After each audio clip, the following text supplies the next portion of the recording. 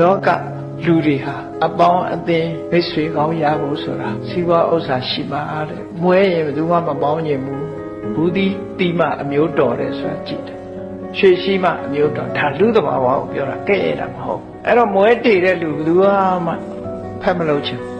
အဲ့တော့မရှိခိုးလို့မလှဆုံးရိုးဆိုတာလိုပဲကျုပ်ဆိုလို့ရှိရင်ဆုံးတတ်တယ်ထင်တာလောကရဲ့သဘာဝကိုပြောပြတယ်ဒါကြောင့်မလို့ရှိအောင်ကြိုးစားမရှိတာကိုရှိအောင်ကြိုးစားရမယ်မလှတာကိုလည်းလှအောင်ပြင်ဖို့တနည်းအားဖြင့်ပြောမယ်ဆိုလို့ရှိရင်ပတ်စံရှိရင်လှလာတယ်လူကမလှတဲ့လူလည်းလှလာလှတယ်ဆိုတော့ဘာလို့လဲဆိုလူမအဝတ်တောင်းမှအကော့လေ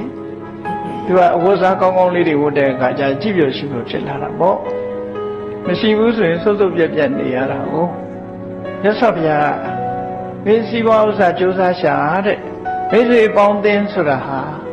ပစ္စည်းဥစ္စာချမ်းသာမှရှိမှ